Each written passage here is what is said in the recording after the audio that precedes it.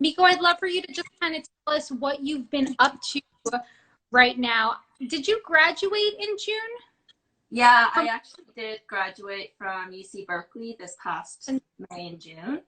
And of course, we didn't have any like ceremony or anything, but that's okay. I mean, there's like worse things happening in the world right now, so we can celebrate later. But yeah, I did just graduate, and since then, I've been doing my research in brain cancer therapies, and also I'm currently applying to grad schools. So that's kind of what I'm up to, and just trying to stay at home. And like right now, there's so many like wildfires in California, so the air is like so smoky, and the it's just like such a weird time, especially like living in California.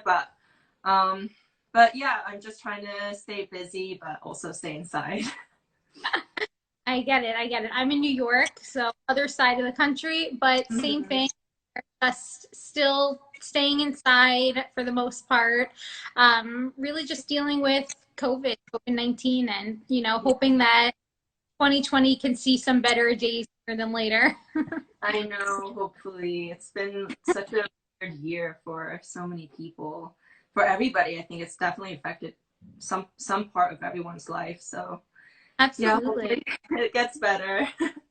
Absolutely. Miko, what are you doing with dance now? I know that you still stay up in the community with different things, so I'd love to hear about what you are doing. Yeah, so currently I'm teaching a lot. So I teach workshops and private lessons and master classes and stuff like that. So that's basically how I try to keep in touch with the dance world. And also, I still have so many friends and people that I know in the dance world that I try to keep up with. And if there was ballet like performances happening right now, especially close with San Francisco Ballet, I try to keep it in my life like at least a little bit. Yeah, definitely. I can relate to the transition of going from dancer into honestly a whole nother career path, and in the sciences, so it's somewhat related. Yeah, Um, for sure. yeah, and I remember it took me some time to find my feet in both worlds Yeah. because I remember I my history with ballet and with dance was I in a nutshell burnt myself out, and like, you know Mm-hmm. what, I got to shift career paths, take two steps back to take a step forward. Got into nutrition, really developed a passion for it. The rest is history.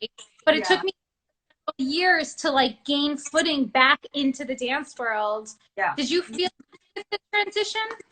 100%. I think it took me at least 2 years to even open up to the ballet community that I've left ballet because I felt very sure for myself for my own decision to leave, but I was a little bit afraid because I had so many supporters in the ballet world, and all my Instagram followers and everyone that had watched my videos and everything. I was kind of like afraid of disappointment, I guess. And so I didn't really even open up to the ballet world about my journey for 2 whole years. Like it took me that long to even open up that I'd left Mm-hmm. ballet. And then I did a couple of interviews, and that really helped me like tell my story. So I did a point interview, and that really helped me start opening up about my journey. Um and then shortly after that is when I started doing private lessons here and there again. Mm-hmm. And then so it was just like you said, it was a very gradual process for me to kind of go back into the ballet world, or like to start um start being more connected with the ballet world after I'd left. And it was Good. not easy, I have to say. Like the first couple years was tough. Mm-hmm. um but I'm happy that I was able to now open up and tell my story and teach and all of that. It's amazing. Yeah, and also to remain confident in your decision. Like you said, you felt like the right thing for you. And I really want to hear more about that because I think a lot of dancers will benefit. There are dancers out there that are probably struggling with making a transition from a career as a dancer another career, and I'd love for them to really hear about a little bit more about that actual time that you were really deciding. It sounds like you knew the right decision for you. I can relate to that as well. I knew that I had to take a step back from ballet for several reasons. Mhm. I had disordered eating. I just wasn't down a sustainable path. And I was lucky enough that I was able to see that and see that perspective and get myself out of it. And I'm curious, how did you undergo that transition Mhm. confidently, or trying to keep your confidence with what you wanted to do in regards to going to college and starting research? Yeah, it is a big decision, especially if you've been doing ballet for a long time. And you have to know that if you leave for a long period of time, it's really hard to come back as a professional dancer, as Sure. I'm sure you know. But yeah, so I had also struggled with some eating problems as well, and I was just not. I never was satisfied with my body, both like mentally and physically. I just felt like I would never be happy, just content with my body in ballet because I just struggled for so long and just never felt like, I guess, that my body was like good enough for ballet or that I was ever skinny enough. And I had all these thoughts. And I was just starting to feel a bit tired of feeling like that. Like I wanted to just kind of like accept my body and love it. And it was Mhm. just so difficult for me to do that when I was still in my ballet career. Yeah. Um, so that in combination with a lot of other factors had come together, and it did take me a while to make the decision to leave ballet. And I did want to take a while. I did want to like really make sure this was the right decision for me, um, and that I was 100% sure that I would have no regrets. And even when I was telling my parents or like discussing with my parents about my future, they were like, it's okay. It's like they were so supportive. I was very lucky to have very supportive Sure. parents this whole thing. But yeah, basically my mom was like, you have to be 100% sure that you're gonna leave Yeah.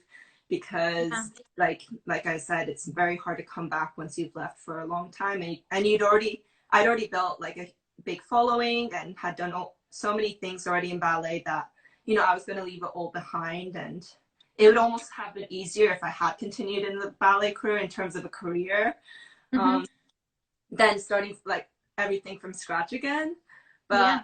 But so like after discussing it a lot with my family and friends, like very close friends, I realized that I was 100% sure that I was going to leave ballet and pursue another career. But yeah, I did take a long time to really make sure Yeah. because Yeah. it's a big decision. Well, Yeah. you raised a really good point. Just to go back to what you said at the beginning about your body image, right? I know a lot of dancers, myself included, struggle with that lack of satisfaction, just not feeling satisfied.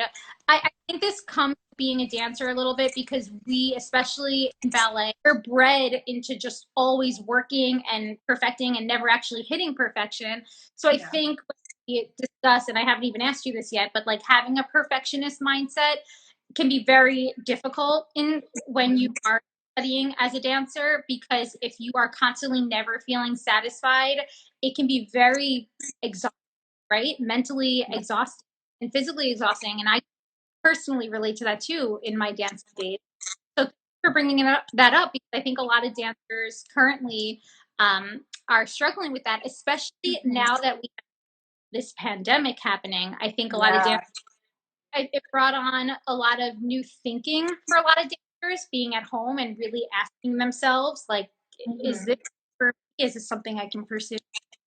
Right. Yeah, Yeah. I think so. And I wish there were more like nutritionists like you out there, especially when I was dancing, because I was so lost in all like the different diets and all the different advice that all these people were giving me about, how to stay slim for ballet. And I at one point I swear I was doing like five different like diet trends at like one time. And listening to all these different diet advices was hard for me because it was so difficult to eat so many different food groups because I was like, oh, that's probably bad for this and that's probably bad for that. And I was trying to be like vegan all at the same time. So that cut out a lot of food groups. And so I like really wish that I had like like, so that's why you're so important for these dancers to kind of look to find like healthy, like eat like a healthy eating lifestyle for ballet because it is so important. Yeah. Yeah, and first of all, thank you for saying that. But I agree in the sense that when we are knee deep in a dance career or or being or really a student, not even a professional yet, as a pre-professional and as a student, it can be so easy to fall into unhealthy eating behaviors because you just want to do everything you can do to pursue that professional. Easier for you at that point to continue dancing than moving forward because of how accomplished you already were at such a young age. Right. And I think a lot of dancers definitely are vulnerable to those unsustainable eating behaviors because they just want to do everything for their pursuit of their career as a dancer. But it's so important, and we both have seen personally that you're not taking into account your mental and emotional health Mm-hmm. simultaneously to your physical health. You know, getting in all of those nourishing foods, but also learning how to enjoy food and not develop this fear against carbohydrates and against fats and not knowing what to eat or not being able to socialize with friends or go to a birthday Yeah. party and have, right? Yeah. What our emotional health falls to the waistline. 100%. I think for me, like just speaking from my experience, it was more mentally difficult to do all of these diets and stuff than physical. Of course, physically, it was very difficult too. You know, I hate being hungry, so just like, and I think like I was doing this long diet for a while, and at the end, I actually like broke a bone in my foot, and it was just through. I feel like it was just from partly from my nutrition that Yeah, I was just not really like eating healthy. But sure. but yeah, it was definitely by the end I did realize it was definitely more emotional and mentally difficult than like almost more than physical. It's just more of a mental thing. So yeah, I feel like it's very important to get across that, you know, food is not like the Yeah. devil. It's not like bad. It's very important for dancers to Yeah. eat well and eat the, you know, just make sure you're getting the right nutrition in for sure. Yeah, absolutely. You know, it's important for dancers to get in that nourishing lifestyle, whether it's vegan or not vegan, getting in your solid sources of protein and complex carbohydrates and vitamins and minerals and all of that good stuff. But it's also just as important to see food that it can be a positive experience. It doesn't have to be something that is so strict and extremely regimented to Yeah. the point where to be emotionally or mentally taxing. Yeah, 100%. And it should be like sustainable too, because you want your dance career to last a long time. It's not just like a 2 month thing that you're doing this certain way of eating. It should last years and years. And What we're going to risk is long-term health, long-term bone development and injuries. And you really pinpointed it. Said, you know, you developed an injury in your foot, which probably was partly at least related to nutrition. So I think it's important just to understand that it's not just about like the current time, it's also about the sustainability of your dance career to keep a nurse lifestyle, but one that is sustainable. right, yeah, I 100% agree. And I think a lot of dancers, or at least a lot of like dancers growing up, yeah, they focus on like trying to lose weight right before this performance or right before an audition or whatever. And it's like understandable because it's like a deadline almost, but you know, you have to think about after that as well, like how it will affect you emotionally, how it will affect you mentally and physically afterwards. um Yeah. and as we said, like to keep it sustainable as well throughout your whole career, which is Yeah. So Miko, how, now that you're more in the student world of like, you know, researching, applying to grad schools, yeah. how is your relationship with food now? I mean, is it different than the days you were dancing? Yeah, I would say it's so different from the days I was dancing. When I was dancing, at certain points in my dance career, especially when I was like 15 or 16, like food and my weight was like what was on my mind almost all the time. There were some ballet classes that I couldn't even focus on the ballet class because I was just thinking about my next meal and what I had eaten that day and what I was going to eat the rest of the day. But nowadays, like basically about a few months after I'd left ballet and I was kind of recovering from everything, um, it completely changed where I was just, and through that I realized that I do, um, if I listen to what my body wants and what my body feels good, like feels good after eating, that's kind of what I ate more of. And I just realized my body does love like fruits and like Vietnamese food and like healthy things. You usually think that you always crave like, and I do sometimes do crave like pizza and other Sure. desserts and stuff like that, which I do let myself eat as well. But just now I have such a like much healthier outlook on food, and I don't even think about it anymore, to be honest. It's just become something that that I eat for nutrition and that I eat because I love it, Yeah. um and not something So I'm just consumed about all the time anymore. yeah, it sounds like what has happened is you just developed a more intuitive approach to your eating habits. Sure. When we're dancing and when we're focusing so much on our body weight and being healthy or obsessing about being healthy or wanting to look a certain way or change a certain body part of ours and how it looks, it is so easy to lose touch with our intuition around Yeah. food. Yeah. And you pinpointed it in saying that, you know, a lot of the foods you like now are healthy foods. They're healthy foods. It's fruits, it's veggies, Yeah. it's Yeah. salad.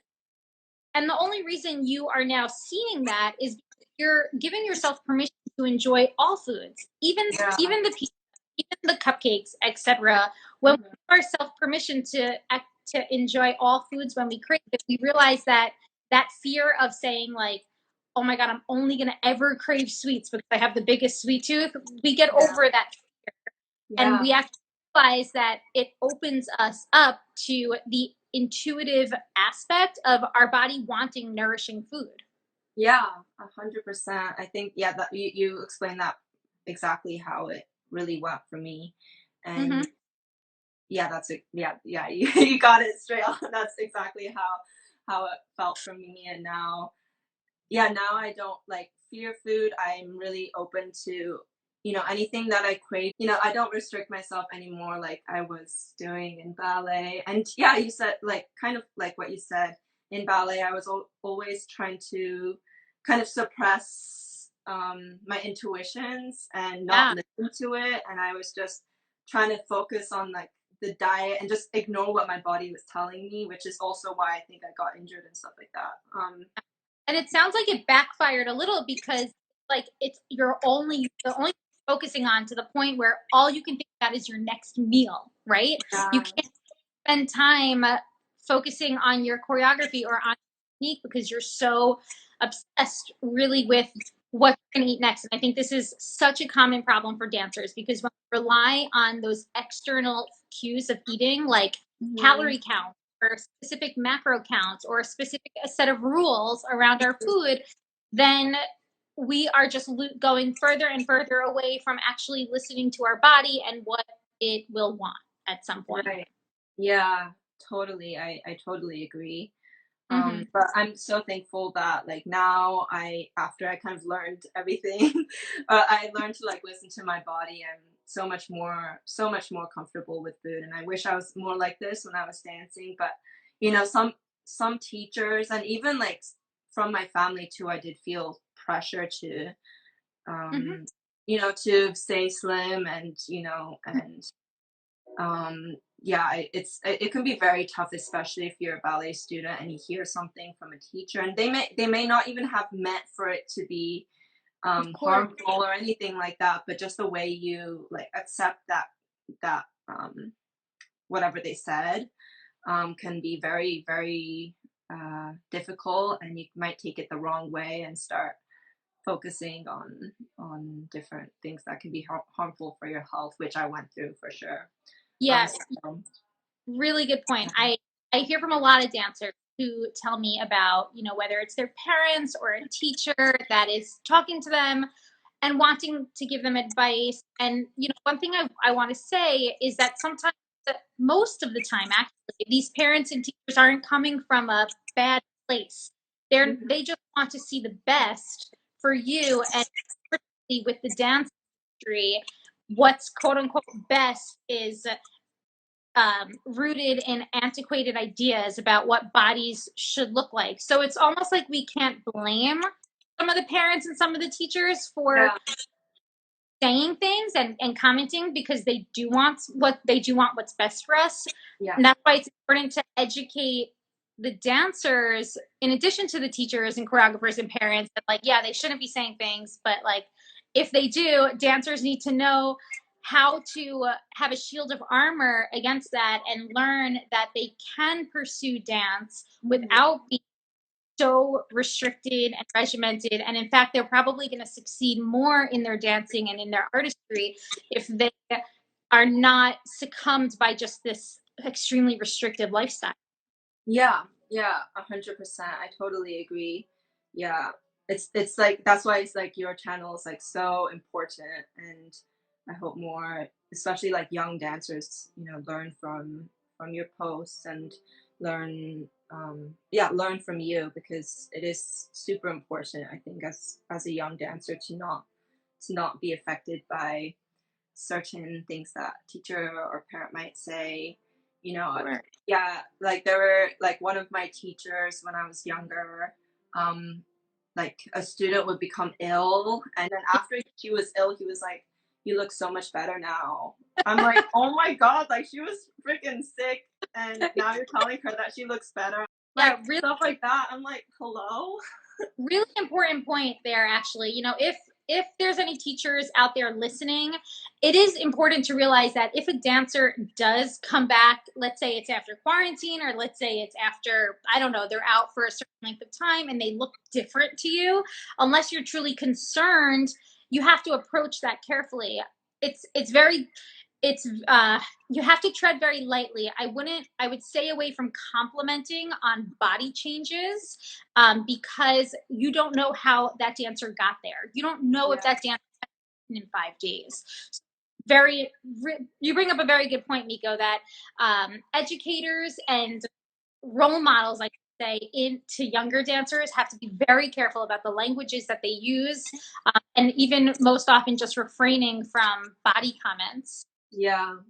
Yeah, I think so too. I think especially in other parts of the world, it's more common to comment about Hmm. your body, and it's almost more normalized, I guess. But Hmm.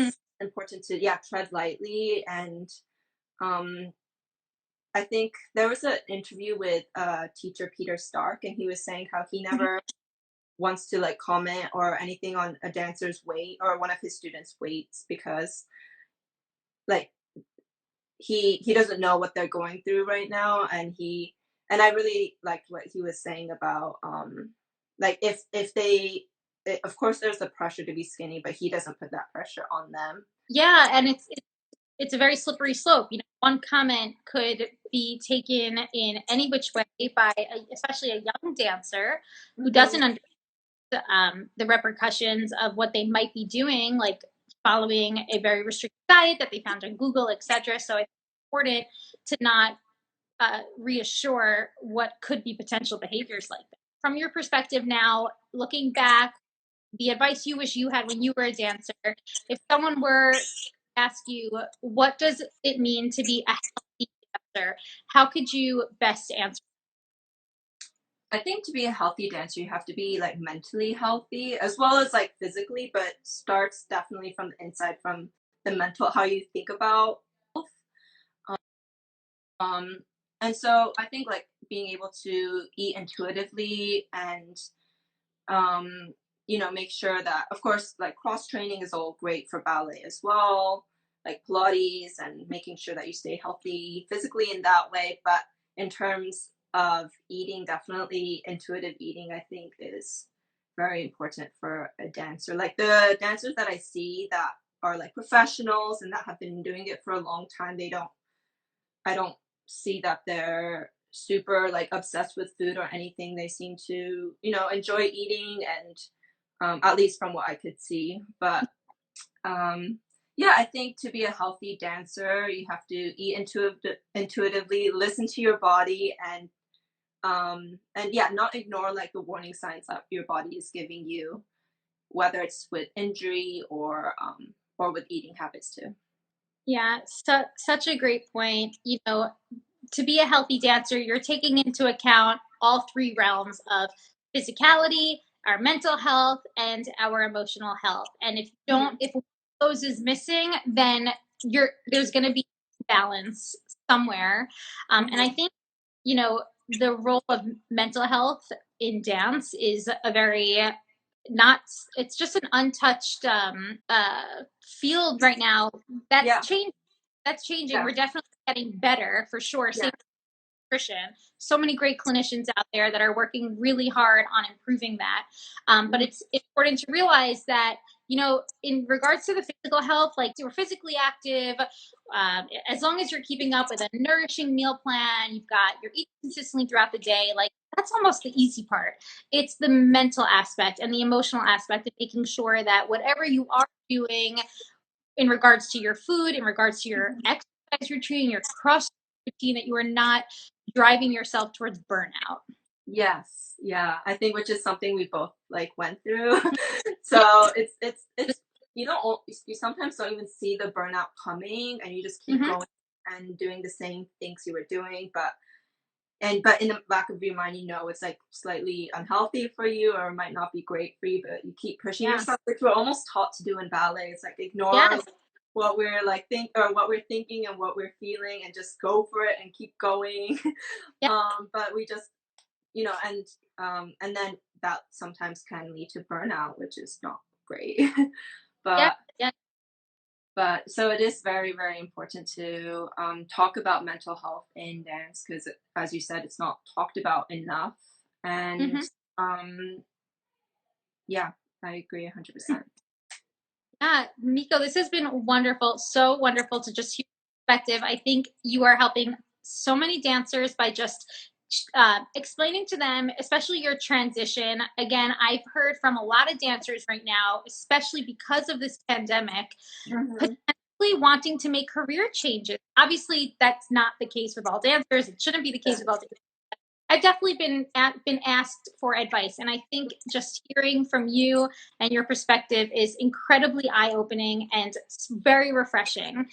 So thank you so much for joining us today. Yeah, thank you so much for having me. It was so amazing to open up. And yeah, I hope to be, if there's any dancer going through maybe a transition or need advice for anything, even whether it's like college or dance or anything, I'd be super happy to talk with them. So DM me if you have any questions. That's Miko. So much. I will talk to you soon. Okay, sounds good. Thank you so much. It was such an honor.